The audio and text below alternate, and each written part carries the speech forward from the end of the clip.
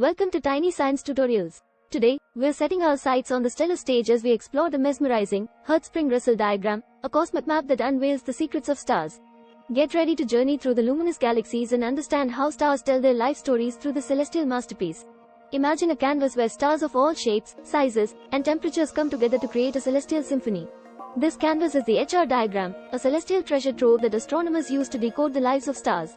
It's a stellar roadmap that plots stars' brightness against their temperatures, revealing their evolutionary stages, sizes, and eventual fates. From fiery giants to delicate dwarfs, the HR diagram captures stars at every life chapter. The HR diagram is like a cosmic time machine, allowing us to peer into the past and future of stars.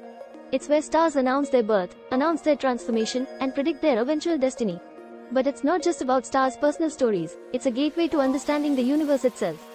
The HR diagram unveils the patterns that shape galaxies, the cycles of star formation, and the ebb and flow of cosmic energy.